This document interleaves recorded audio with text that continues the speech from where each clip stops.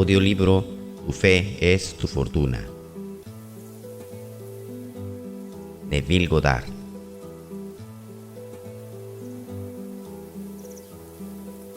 Capítulo 19. Luz líquida. En Él vivimos y nos movemos, y tenemos nuestro ser. Hechos 17:28. Psíquicamente, este mundo aparece como un océano de luz conteniendo dentro de sí todas las cosas, incluido el hombre, como cuerpos pulsantes envueltos en luz líquida.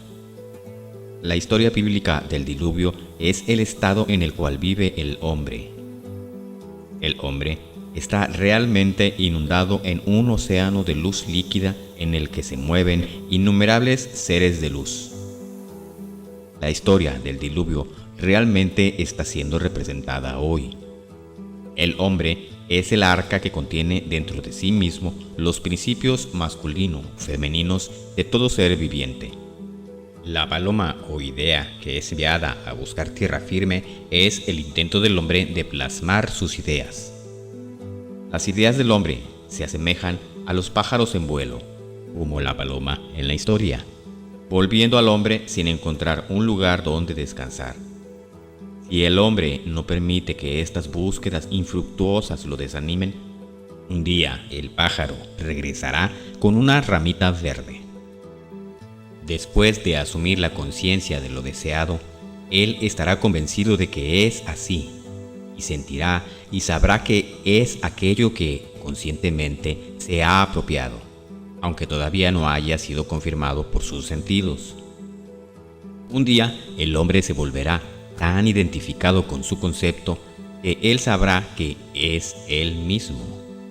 Y él declarará: yo soy aquello que deseo ser, yo soy ese yo soy. Él descubrirá que, al hacerlo, entonces comenzará a manifestar su deseo, comprendiendo así el misterio de la palabra hecha carne. La paloma o deseo esta vez encontrarán tierra seca. Todo el mundo es una cristalización de esta luz líquida. Yo soy la luz del mundo. Tu conciencia de ser es la luz líquida del mundo que se cristaliza en las concepciones que tienes de ti mismo. Tu incondicionada conciencia de ser primero se concibió a sí misma en luz líquida, la cual es la velocidad inicial del universo. Todas las cosas, desde las más elevadas hasta las más bajas vibraciones o expresiones de vida, no son más que las diferentes vibraciones de velocidad de esta velocidad inicial. Oro, plata, hierro, madera, carne, etc. son solo diferentes expresiones o velocidades de esta única sustancia, es decir, luz líquida. Todas las cosas son luz líquida cristalizada. La diferenciación o infinidad de expresión es causada por el deseo del concebidor de conocerse a sí mismo. Tu concepto de ti mismo automáticamente determina la velocidad necesaria para expresar aquello que tú has concebido que eres. El mundo es un océano de luz líquida en incontables estados diferentes de cristalización. Capítulo 20. El aliento de vida. ¿El profeta Elías realmente resucitó al niño de la viuda? Esta historia, junto con todas las otras historias de la Biblia, es un drama psicológico que tiene lugar en la conciencia del hombre. La viuda simboliza a cada hombre y mujer en el mundo. El niño muerto representa los deseos y ambiciones frustrados del hombre, mientras que el profeta Elías simboliza el poder de Dios dentro del hombre o la conciencia de ser del hombre.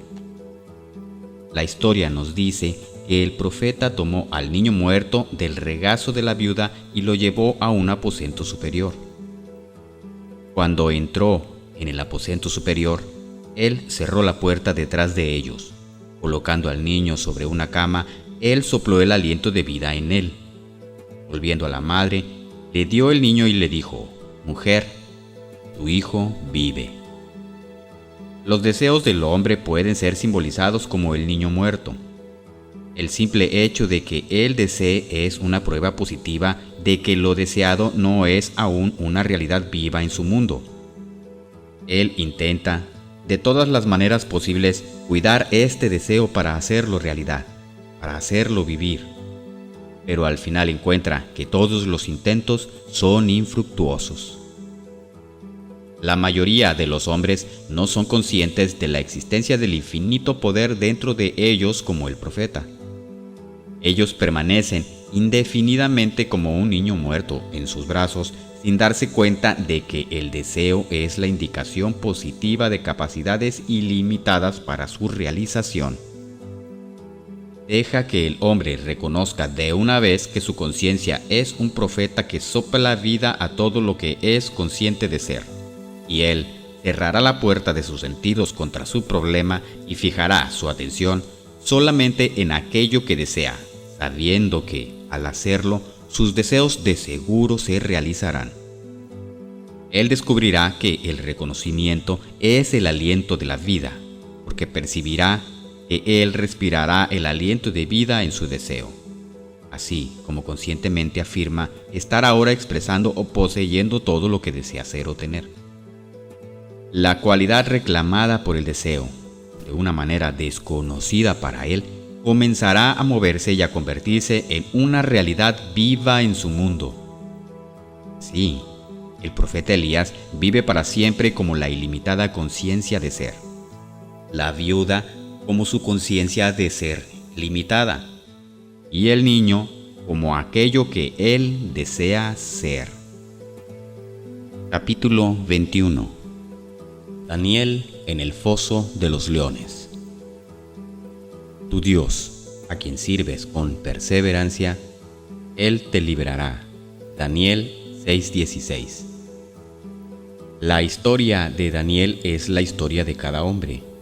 Se registra que Daniel, mientras estaba encerrado en el foso de los leones, dio la espalda a las bestias hambrientas, y con su vista dirigida hacia la luz que venía de lo alto, oró al único Dios. Los leones, los cuales intencionalmente se dejaron sin comer para el festín, permanecieron inofensivos, sin poder para lastimar al profeta. La fe de Daniel en Dios fue tan grande que finalmente le trajo su libertad y su nombramiento para un alto cargo en el gobierno de su país. Esta historia fue escrita para instruirte en el arte de liberarte de cualquier problema o prisión en el mundo. La mayoría de nosotros, al encontrarnos en el foso de los leones, nos preocupamos solo por los leones. No pensaríamos en ningún otro problema en todo el mundo, excepto el de los leones. Sin embargo, se nos dice que Daniel les dio la espalda y miró hacia la luz que era Dios. Si pudiéramos seguir el ejemplo de Daniel cuando estuviéramos amenazados con cualquier desastre terrible como leones, pobreza o enfermedad, si como Daniel pudiéramos quitar nuestra atención y dirigirla hacia la luz que es Dios, nuestras soluciones serían igualmente simples. Por ejemplo, si fueras encarcelado, no necesitas a nadie para que te diga que lo que deseas es libertad.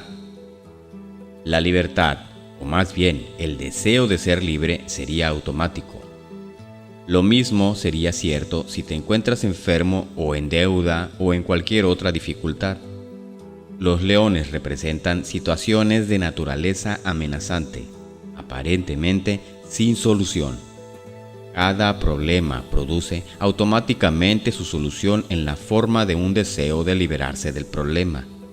Por lo tanto, dale la espalda a tu problema y centra tu atención en la solución deseada, sintiéndote ser aquello que deseas. Continúa en esta creencia y verás que el muro de tu prisión desaparecerá a medida que comienzas a expresar aquello de lo que has llegado a ser consciente de ser. He visto a personas que estaban endeudadas, aparentemente sin esperanzas, aplicar este principio y en muy poco tiempo deudas montañosas fueron removidas. También he visto aplicar este principio a aquellos a quienes los médicos habían diagnosticado como enfermedad incurable y en un tiempo increíblemente corto su llamada enfermedad incurable desapareció y no dejó marca. Considera tus deseos como las palabras habladas de Dios y cada palabra la profecía de lo que eres capaz de ser. No te preguntes si eres digno o indigno de realizar estos deseos. Acéptalos cuando vengan a ti. Ten gracias por ellos como si fueran regalos.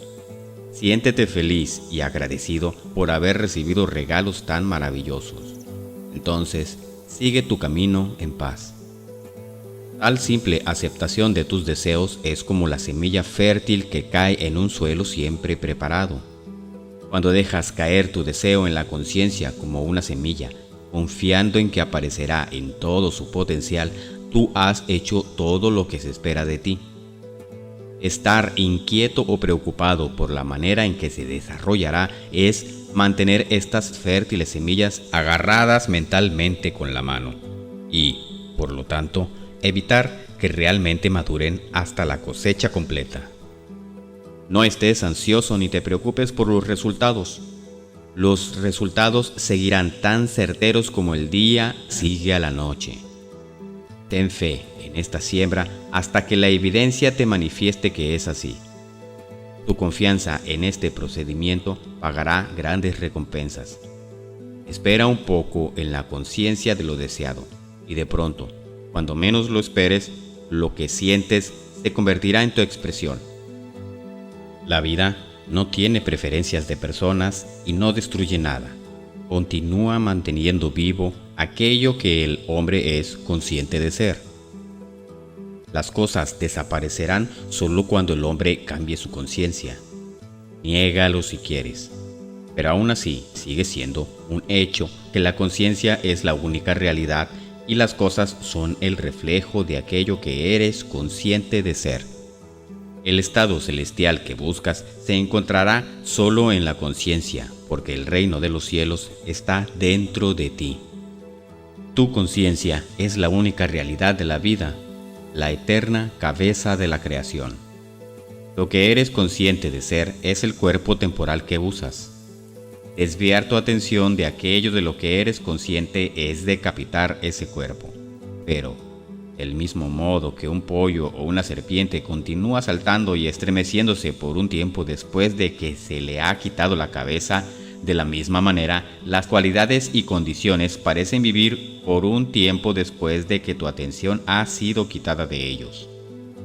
El hombre, sin conocer esta ley de la conciencia, constantemente piensa sobre sus previas condiciones habituales y, al estar atento a ellas, coloca sobre estos cuerpos muertos la eterna cabeza de la creación.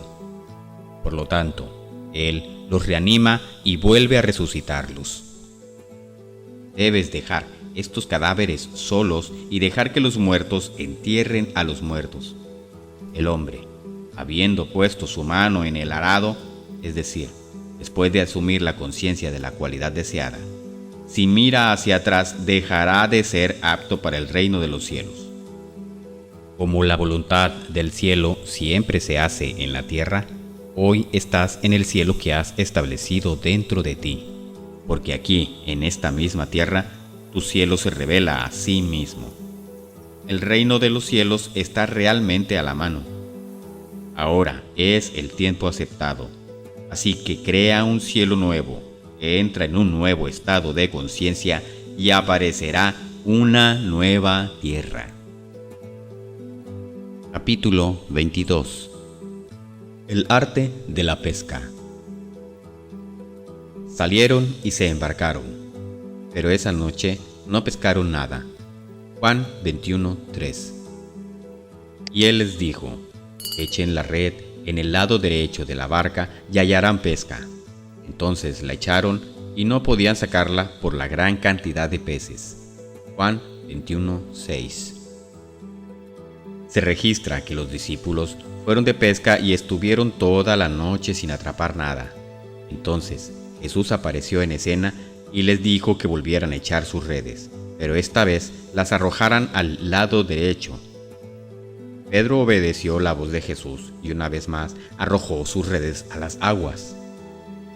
Donde un momento antes el agua estaba completamente sin peces, las redes casi se rompieron con el número de la captura resultante. El hombre, pescando durante toda la noche de la ignorancia humana, intenta realizar sus deseos a través del esfuerzo y la lucha solo para descubrir al final que su búsqueda es infructuosa. Cuando el hombre descubre que su conciencia de ser es Cristo Jesús, obedecerá su voz y dejará que dirija su pesca.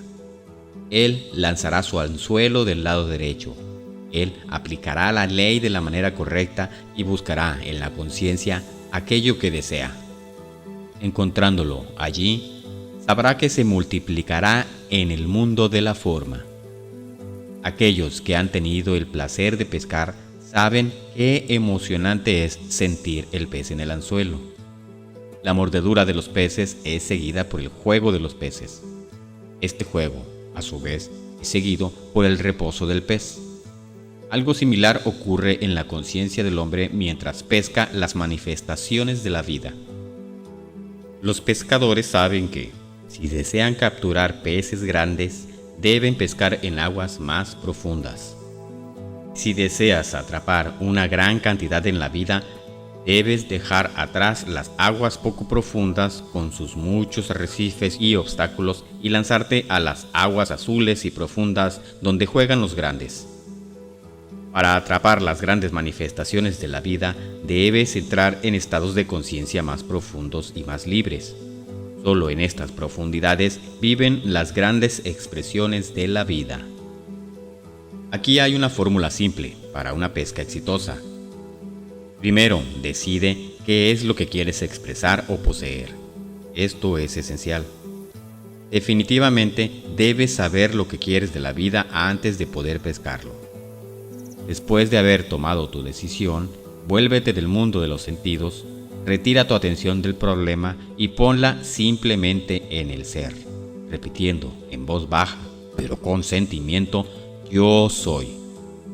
Como tu atención es removida del mundo que te rodea y es colocada sobre el yo soy, entonces tú te pierdes en la sensación de simplemente ser y te encontrarás soltando el ancla que te ató a las aguas poco profundas de tu problema, y sin esfuerzo te encontrarás moviéndote hacia las profundidades. La sensación que acompaña a este acto es una de expansión. Te sentirás elevándote y expandiéndote como si realmente estuvieras creciendo. No tengas miedo de esta experiencia flotante de crecimiento. Tú no vas a morir a nada más que a tus limitaciones. Sin embargo, tus limitaciones van a morir mientras te alejas de ellas, ya que viven solo en tu conciencia. En esta conciencia profunda o expandida, sentirás que eres un poderoso poder pulsante tan profundo y tan rítmico como el océano. Este sentimiento de expansión es la señal de que estás ahora en las profundas aguas azules donde nadan los peces grandes. Supongamos que el pez que decidiste atrapar es la salud y la libertad. En esta profundidad, palpitante y sin forma de ti mismo, tú empiezas la pesca de estas cualidades o estados de conciencia sintiendo yo soy sano, yo soy libre. Continúa afirmando y sintiéndote saludable y libre hasta que te domine por completo la convicción de que lo eres. Como la convicción nace dentro de ti, entonces todas las dudas desaparecen y tú sabes y sientes que estás libre de las limitaciones del pasado. Sabrás que has atrapado a estos peces. La alegría que recorre todo tu ser al sentir que eres lo que deseas ser es igual a la emoción del pescador cuando atrapa su pez. Ahora viene el juego del pez. Esto se logra volviendo al mundo de los sentidos. Al abrir los ojos en el mundo que te rodea, la convicción y la conciencia de que tú eres sano y libre debería estar tan establecida dentro tuyo que todo tu ser se emociona con anticipación. Luego, a medida que atraviesas el intervalo de tiempo necesario que tomará aquello sentido en manifestarse, tú sentirás una secreta emoción sabiendo que en poco tiempo llegará aquello que nadie ve, pero que tú sientes y sabes que eres. En un momento, cuando menos lo pienses, mientras caminas fielmente en esta conciencia, comenzarás a expresar y poseer aquello que eres consciente de ser y poseer, experimentando con el pescador la alegría de atrapar al grande. Ahora, ve y pesca las manifestaciones de la vida echando tus redes del lado derecho, el lado correcto. Capítulo 23. Sean oídos que oyen. Dejen que estas palabras penetren en sus oídos, porque el Hijo del Hombre será entregado en manos de los hombres. Lucas 9:44. No seas como aquellos que tienen ojos que no ven y oídos que no oyen. Deja que estas revelaciones penetren profundamente en tus oídos, porque después de que el Hijo, o la idea, es concebido, el hombre, con sus falsos valores, o sea, la razón, intentará explicar el cómo y el porqué de la expresión del Hijo, y al hacerlo, lo desgarrará en pedazos. Después que los hombres han acordado que cierta cosa es humanamente imposible y, por lo tanto, no se puede hacer, deja que alguien más logre eso que es imposible. Entonces, los sabios que dijeron que no se podía hacer comenzarán a decirte por qué y cómo sucedió. Una vez que hayan terminado de rasgar la túnica sin costura, es decir, la causa de la manifestación, estarán tan lejos de la verdad como lo estuvieron cuando proclamaron que era imposible. Mientras el hombre busca la causa de la expresión en lugares que no sean dentro de quien expresa, busca en vano. Durante miles de años se le ha dicho al hombre: yo soy la resurrección y la vida. Ninguna manifestación viene a mí salvo que yo la llame. Pero el hombre no lo cree. Él prefiere creer en causas fuera de sí mismo. En el momento en el que lo invisible se vuelve visible, el hombre está listo para explicar la causa y el propósito de su aparición. Así, el Hijo del Hombre, es decir, la idea que desea manifestación, constantemente está siendo destruido con las manos del hombre, o sea, la explicación razonable o sabiduría. Ahora que tu conciencia se te revela como la causa de toda expresión, no vuelvas a la oscuridad de Egipto con sus muchos dioses. Solo hay un Dios. El único Dios es tu conciencia. Y todos los habitantes de la tierra son considerados como nada, mas Él actúa conforme a su voluntad en el ejército del cielo y entre los habitantes de la tierra, y nadie puede detener su mano ni decirle: ¿qué has hecho? Daniel 4:35. Si el mundo entero estuviera de acuerdo en que una determinada cosa no podría realizarse y, sin embargo, tú te haces consciente de ser aquello que dijeron que no podría realizarse, tú lo manifestarías. Tu conciencia nunca pide permiso para expresar aquello de lo que eres consciente de ser. Lo hace naturalmente sin esfuerzo, a pesar de la sabiduría del hombre y de toda oposición. No saluden a nadie en el camino. Esto no es un mandato para ser insolente o antipático, sino un recordatorio de no reconocer a un superior, de no ver en nadie como una barrera para tu manifestación. Nadie puede detener tu mano o cuestionar tu capacidad de expresar aquello de lo que eres consciente de ser. No juzgues por las apariencias de una cosa, porque todas son como nada a los ojos de Dios. Cuando los discípulos, mediante su juicio de apariencias, vieron al niño poseído, ellos pensaron que era un problema más difícil de resolver que otros que habían visto. Entonces, no lograron curarlo.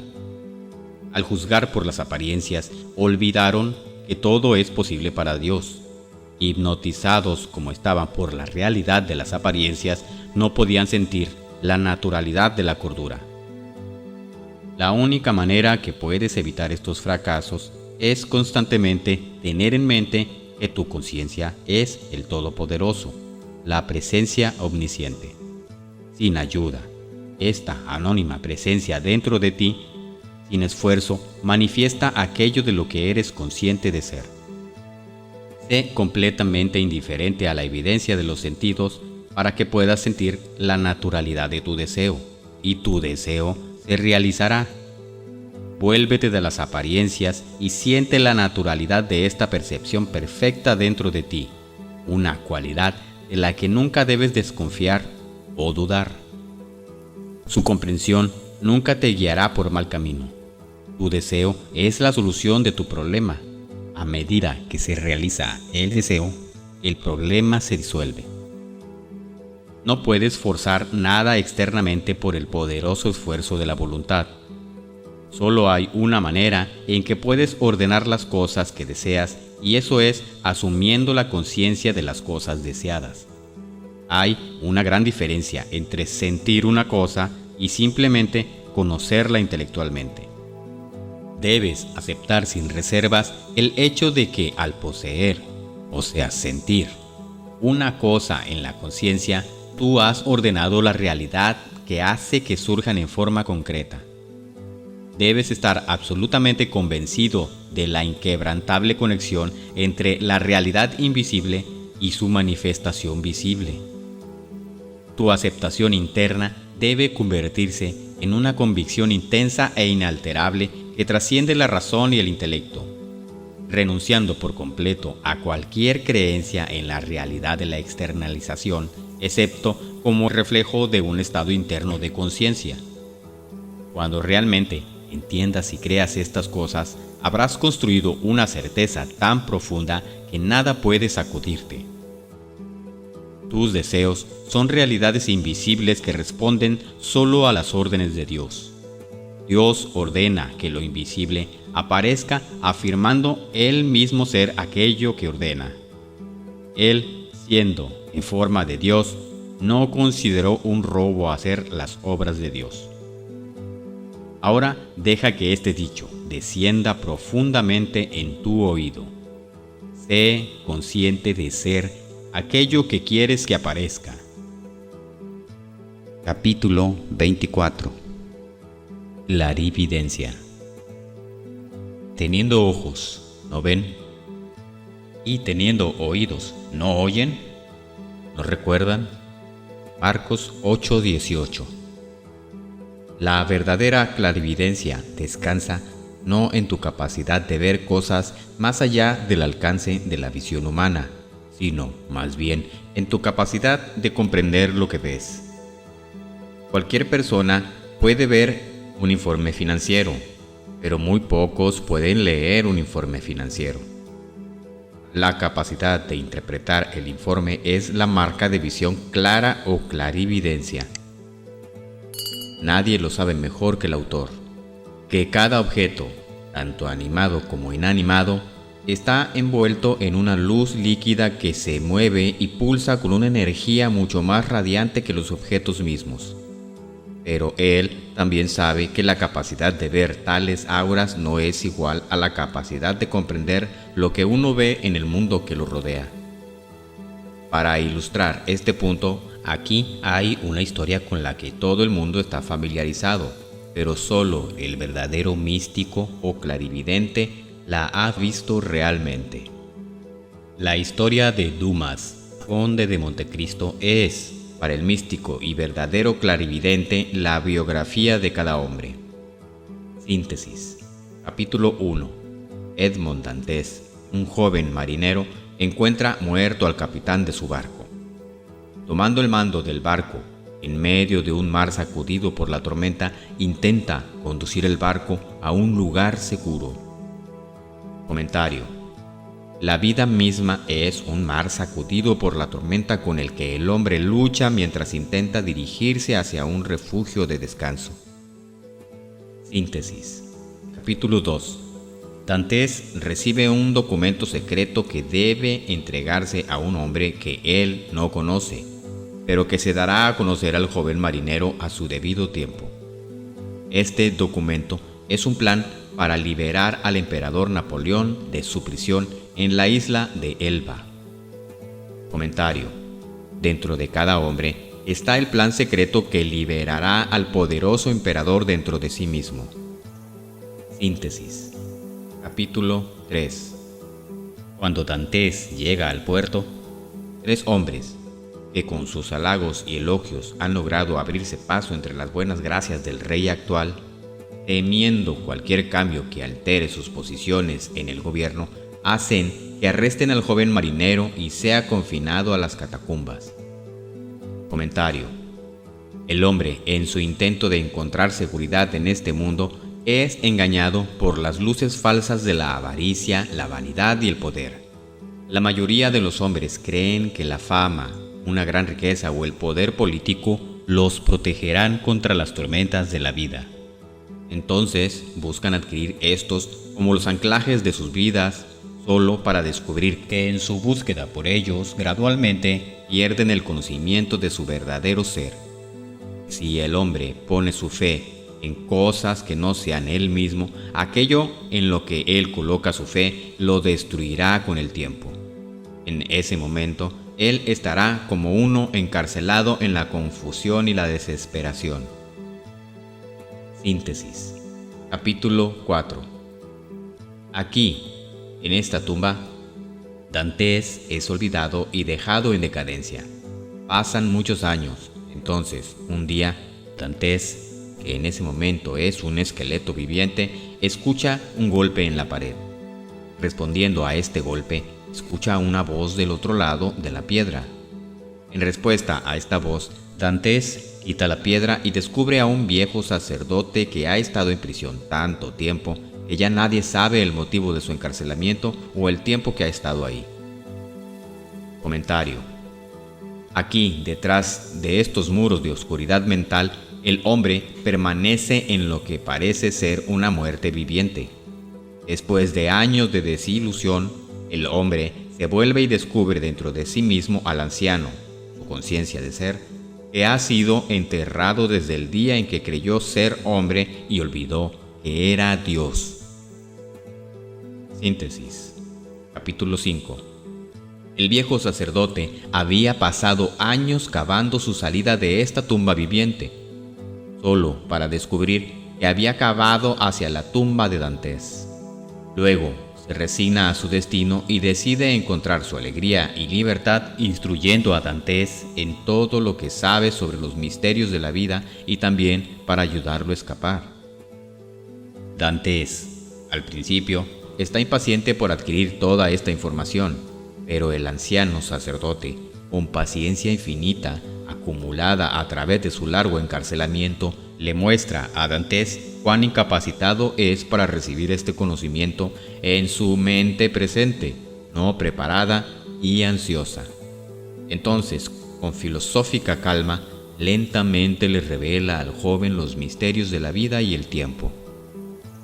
Comentario: esta revelación es tan maravillosa que cuando el hombre la oye por primera vez, quiere adquirirla toda de una vez, pero descubre que, después de innumerables años pasados en la creencia de ser hombre, ha olvidado tan completamente su verdadera identidad, que ahora es incapaz de absorber este recuerdo todo de una vez. También descubre que puede hacerlo solo en la proporción en que deja ir todos los valores y opiniones humanos. Síntesis. Capítulo 6. Mientras Dantes madura bajo las instrucciones del viejo sacerdote, el anciano se encuentra a sí mismo viviendo cada vez más en la conciencia de Dantes. Finalmente, él imparte su última parte de sabiduría a Dantes, haciéndole competente para manejar puestos de confianza. Luego, él le cuenta acerca de un tesoro inagotable enterrado en la isla de Montecristo. Comentario: a medida que el hombre abandona estos preciados valores humanos, él absorbe más y más de la luz, el viejo sacerdote, hasta que finalmente él se convierte en la luz y sabe que él mismo es el anciano. Yo soy la luz del mundo. Síntesis. Capítulo 7. En esta revelación, los muros de la catacumba que los separa del océano sobre la cueva aplastan al anciano y muere. Los guardias, al descubrir el accidente, ponen el cuerpo del anciano sacerdote en un saco y se preparan para arrojarlo al mar. Cuando salen para obtener una soga, Dantes quita el cuerpo del sacerdote y se mete él mismo en el saco. Los guardias, sin darse cuenta de este cambio de cuerpos, creyendo que él era el anciano, arrojan a Dantes al agua. Comentario. El flujo de sangre y agua en la muerte del anciano es comparable al flujo de sangre y agua en el costado de Jesús cuando los soldados romanos lo hirieron. El fenómeno que siempre ocurre al nacer. Aquí simboliza el nacimiento de una mayor conciencia. Síntesis. Capítulo 8. Dantes se libera del saco, se dirige a la isla de Montecristo y descubre el tesoro enterrado. Entonces, armado con esta fabulosa riqueza y esta sabiduría sobrehumana, descarta su identidad humana de Edmond Dantes y asume el título de Conde de Montecristo. Comentario. El hombre descubre que su conciencia de ser es el inagotable tesoro del universo. En ese día, cuando el hombre hace este descubrimiento, muere como hombre y despierta como Dios. Sí, Edmond Dantes se convierte en el Conde de Montecristo. El hombre se convierte en Cristo. Capítulo 25. Salmo 23. 1. Síntesis. El Señor es mi pastor, nada me faltará. Comentario. Mi conciencia es mi Señor y pastor. Aquello que yo soy consciente de ser es la oveja que me sigue. Tan buen pastor es mi conciencia de ser que nunca ha perdido una oveja o cosa que yo soy consciente de ser. Mi conciencia es una voz que llama en el desierto de la confusión humana, llamando a que se me siga todo lo que yo soy consciente de ser. Mis ovejas conocen mi voz tan bien que nunca han fallado a responder a mi llamado, ni tampoco habrá un momento en el que aquello de lo que yo estoy convencido de ser no me encuentre. Yo soy una puerta abierta para que entre todo lo que yo soy. Mi conciencia de ser es el Señor y pastor de mi vida. Ahora sé que nunca necesitaré pruebas ni me faltarán evidencias de aquello de lo que yo soy consciente de ser. Sabiendo esto, me haré consciente de ser grande, bondadoso, rico, saludable y de todos los demás atributos que admiro. 2. Síntesis. En lugares de verdes pastos me hace descansar. Comentario. Mi conciencia de ser magnifica todo lo que yo soy consciente de ser. Así que siempre hay una abundancia de aquello de lo que yo soy consciente de ser. Sin importar qué es lo que el hombre es consciente de ser, él lo encontrará eternamente brotando en su mundo. La medida del Señor, es decir, la concepción que el hombre tiene de sí mismo, es siempre buena, sacudida, compactada y rebosante. 3. Síntesis. Junto a aguas de reposo me conduce. Comentario. No hay necesidad de luchar por aquello que soy consciente de ser, porque todo lo que yo soy consciente de ser me conducirá tan fácilmente como un pastor conduce a su rebaño a las aguas tranquilas de una suave primavera. 4. Síntesis. Él restaura mi alma. Él me guía por senderos de justicia por amor de su nombre. Comentario. Ahora que mi memoria ha sido restaurada para que yo sepa que yo soy el Señor y que fuera de mí no hay Dios, mi reino es restaurado. Mi reino, el cual se desmembró el día que yo creí en poderes aparte de mí mismo, ahora está completamente restaurado. Ahora que sé que mi conciencia de ser es Dios, usaré correctamente este conocimiento, haciéndome consciente de ser aquello que deseo ser. 5. Síntesis. Sí, aunque pase por el valle de la sombra de muerte, no temeré mal alguno, porque tú estás conmigo. Tu vara y tu cayado me infunden aliento.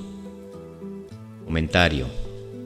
Sí, aunque camino a través de toda la confusión y cambiantes opiniones de los hombres, no temeré el mal, porque he descubierto que la conciencia es aquello que crea confusión. Pero en mi propio caso, habiéndola restaurado a su lugar correcto y a la dignidad, en lugar de confusión, manifestaré aquello de lo que ahora yo soy consciente de ser. Y hasta la confusión misma hará eco y reflejará mi propia dignidad.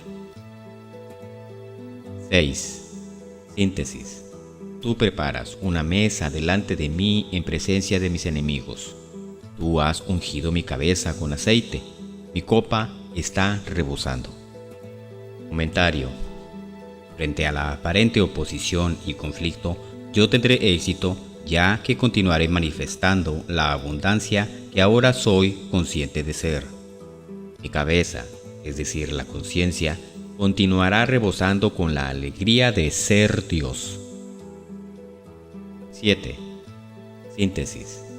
Ciertamente, la bondad y la misericordia me seguirán todos los días de mi vida y habitaré en la casa del Señor para siempre. Comentario. Debido a que ahora yo soy consciente de ser bueno y misericordioso, signos de bondad y misericordia están obligados a seguirme todos los días de mi vida, porque continuaré habitando en la casa con la conciencia de ser Dios o el bien para siempre. Capítulo 26. Getsemaní. Entonces llegó Jesús con ellos a un lugar llamado Getsemaní y dijo a sus discípulos: siéntense aquí, mientras yo voy allá y rezo. Mateo 26:36. Un maravilloso romance místico se cuenta en la historia de Jesús en el jardín de Getsemaní, pero el hombre no ha podido ver la luz de su simbología y ha interpretado erróneamente esta unión mística como una agonizante experiencia en la que Jesús en vano suplicó a su Padre que cambiara su destino.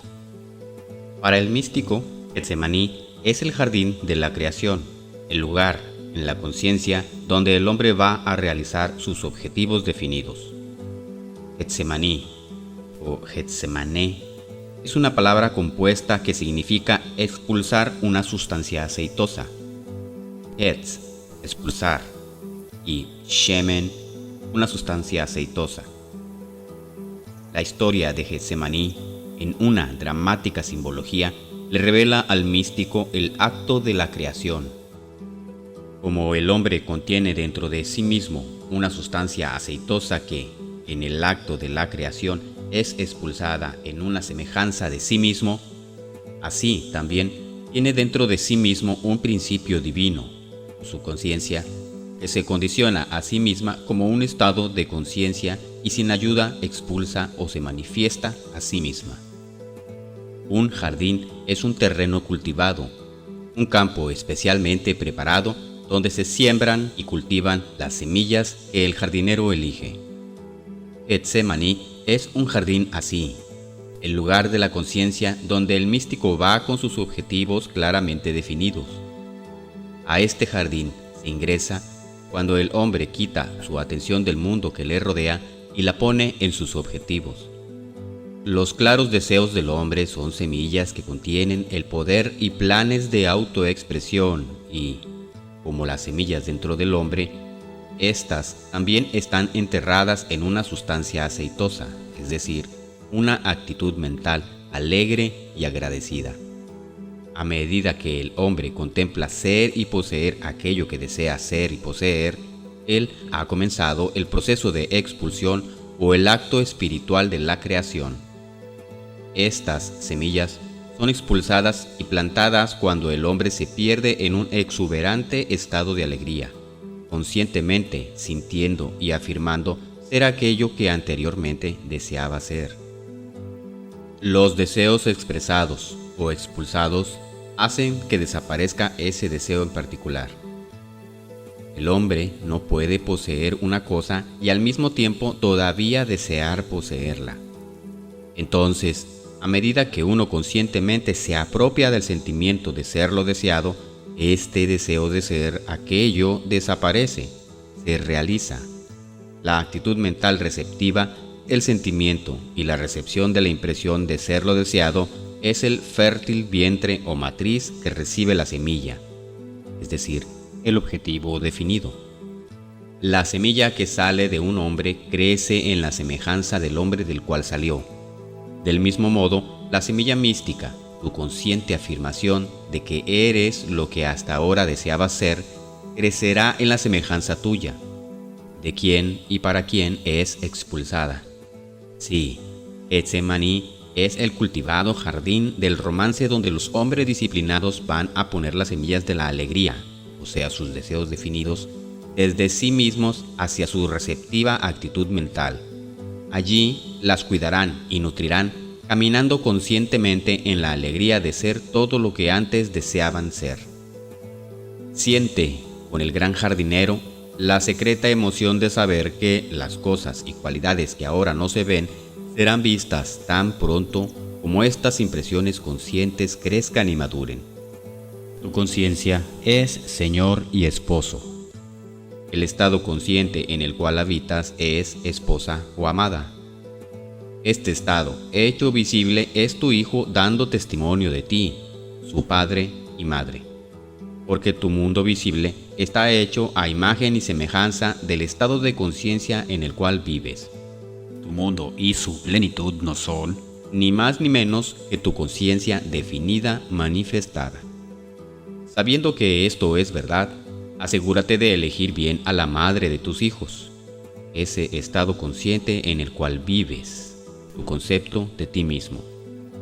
El hombre sabio elige a una esposa con gran discreción.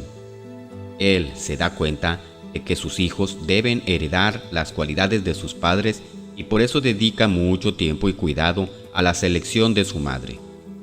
El místico sabe que el estado consciente en el cual vive es la elección que ha hecho de una esposa, la madre de sus hijos, que con el tiempo este estado debe personificarse en su mundo. Por lo tanto, él siempre es cuidadoso en su elección y siempre afirma ser como su ideal más elevado. Él conscientemente se define a sí mismo como aquello que desea ser. Cuando el hombre se da cuenta de que el estado consciente en el que vive es la elección de su pareja que ha hecho, será más cuidadoso con sus estados de ánimo y sentimientos. No se permitirá reaccionar ante las sugestiones de miedo, carencia o cualquier impresión indeseable. Tales sugestiones de carencia nunca podrían pasar la vigilancia de la disciplinada mente del místico, ya que él sabe que toda afirmación consciente con el tiempo debe expresarse como condición en su mundo, de su entorno. Por lo tanto, permanece fiel a su amado, su objetivo definido, definiendo, afirmando y sintiéndose a sí mismo ser aquello que desea expresar.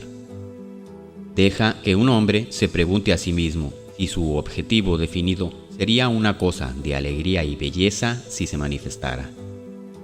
Si su respuesta es afirmativa, entonces él puede saber que su elección de la novia es una princesa de Israel, una hija de Judá, porque cada objetivo definido que expresa alegría cuando se realiza es una hija de Judá, el rey de alabanza. Jesús llevó con él a su hora de oración a sus discípulos, o disciplinados atributos de la mente, y les ordenó que vigilaran mientras oraba, de modo que ningún pensamiento o creencia que pudiera negar la realización de su deseo pudiera entrar en su conciencia. Sigue el ejemplo de Jesús, quien, con sus deseos claramente definidos, entró en el jardín de Getsemaní, el estado de alegría, acompañado de sus discípulos, es decir, su mente disciplinada, para perderse en una exuberante alegría de realización. La fijación de su atención en su objetivo fue su mandato a su mente disciplinada, vigilar y permanecer fiel a esa fijación. Al contemplar el gozo que sería suyo al realizar su deseo, él comenzó el acto espiritual de generación, el acto de expulsar la semilla mística, su deseo definido. En esta fijación, él se mantuvo, afirmando y sintiendo ser aquello que él, antes de entrar en el jardín de Getsemaní, deseaba ser, hasta que todo su ser o conciencia fue bañada en un aceitoso sudor o alegría parecido a la sangre, la vida. En resumen, hasta que toda su conciencia estaba impregnada de la alegría viva y sostenida de ser su objetivo definido. Cuando se logra esta fijación, el místico sabe por su sentimiento de alegría que ha pasado desde su anterior estado consciente a su conciencia presente, y entonces se alcanza la Pascua o crucifixión. Esta crucifixión o fijación de este nuevo reclamo consciente es seguido por el Sabbat, tiempo de reposo. Siempre hay un intervalo de tiempo entre la impresión y su expresión, entre el reclamo consciente y su realización. Este intervalo se llama Sabbat, el periodo de descanso o no esfuerzo, el día del entierro. Caminar inmovible en la conciencia de ser o poseer cierto estado es guardar el Sabbat. La historia de la crucifixión expresa bellamente esta quietud mística o descanso. Se nos dice que después de que Jesús clamó, "Consumado está", él fue colocado en su tumba. Allí permaneció durante todo el Sabbat. Cuando te apropias del nuevo estado o conciencia, entonces tú te sientes, por esta apropiación, fijo y seguro en el conocimiento de que está terminado. Entonces tú también exclamarás, "Todo está consumado", y entrarás en la tumba o en el día de reposo, el Sabbat, un intervalo de tiempo en el que caminarás inamovible en la convicción de que tu nueva conciencia debe resucitar, es decir, hacerse visible. La Pascua es el día de la resurrección. Cae el primer domingo después de la luna llena en Aries. La razón mística para esto es simple. Un área definida no se precipitará en forma de lluvia hasta que esta área alcanza el punto de saturación. Así que el estado en el que habitas no se expresará hasta que todo esté impregnado de la conciencia de que es así, que está terminado. Tu objetivo definido es el estado imaginario, así como el ecuador es la línea imaginaria a través de la cual el sol debe pasar para marcar el comienzo de la primavera. Este estado, como la luna, no tiene luz o vida en sí mismo, pero reflejará la luz de la conciencia o el sol. Yo soy la luz del mundo. Yo soy la resurrección y la vida. Como la Pascua está determinada por la luna llena en Aries, también la resurrección de tu reclamo consciente es determinada por la plena conciencia de tu reclamo, viviendo realmente como esta nueva concepción. La mayoría de los hombres fallan en resucitar sus objetivos porque no logran permanecer fieles a su nuevo estado definido hasta que se alcance esta plenitud. Si el hombre tuviera en cuenta el hecho de que no puede haber Pascua o día de resurrección hasta después de la luna llena, él se daría cuenta de que el estado en el que ha pasado conscientemente se expresará o resucitará solo después de que él ha permanecido dentro del estado de ser su objetivo definido. Hasta que todo tu ser se emocione con el sentimiento de ser realmente su reclamo consciente, en vivir conscientemente en este estado de serlo, y solo de esta manera el hombre resucitará o manifestará su deseo. Capítulo 27. Una fórmula para la victoria. Todo lugar que pise la planta de su pie les he dado a ustedes. Josué 1:3. La mayoría de las personas están familiarizadas con la historia de Josué conquistando la ciudad de Jericó. Lo que no saben es que esta historia es la fórmula perfecta para la victoria, bajo cualquier circunstancia y todo tipo de adversidades. Se registra que Josué estaba armado solo con el conocimiento de que cada lugar que pisara la planta de su pie le sería dado. Él deseaba capturar o pisar la ciudad de Jericó, pero encontró infranqueables paredes que lo separaban de la ciudad.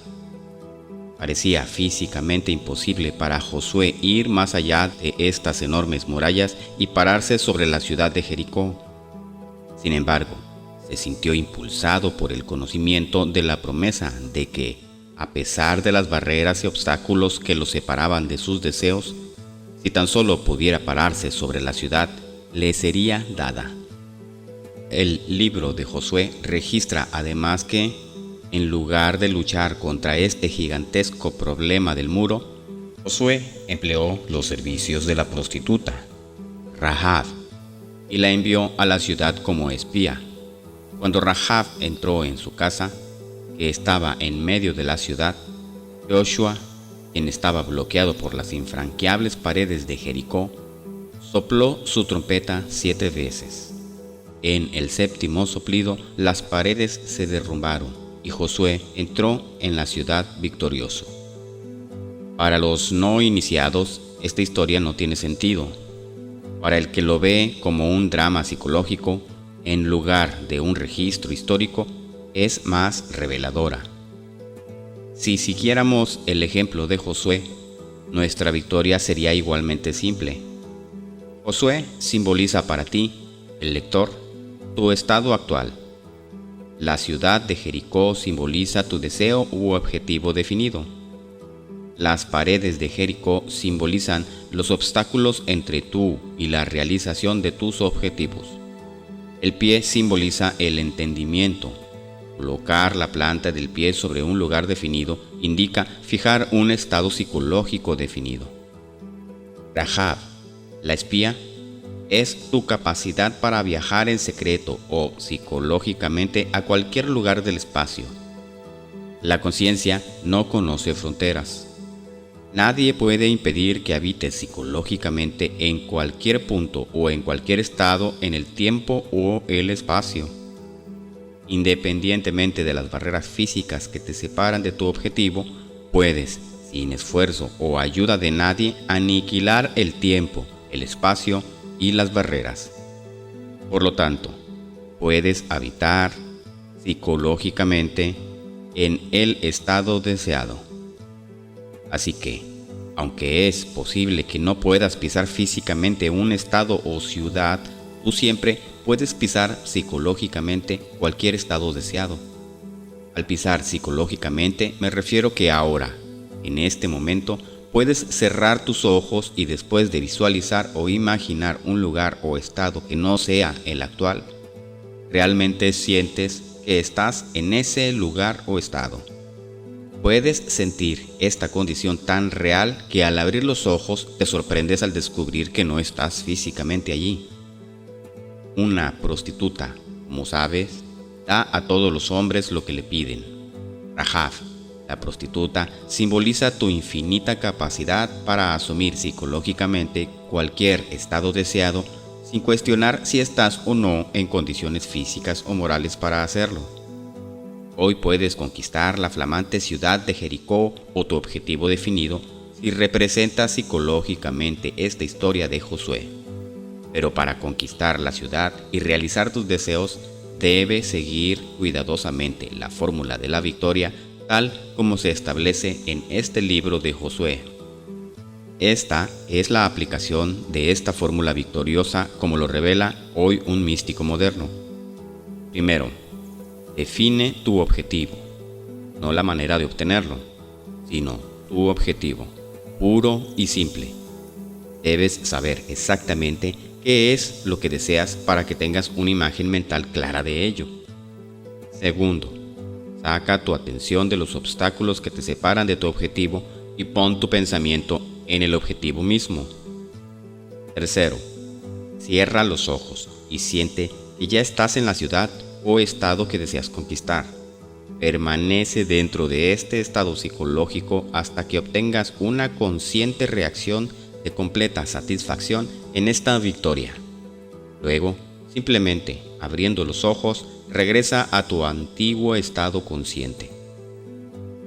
Este viaje secreto al estado deseado, con su posterior reacción psicológica de completa satisfacción, es todo lo que se necesita para lograr la victoria total. Este victorioso estado psíquico se manifestará a pesar de toda oposición. Tiene el plan y el poder de autoexpresión.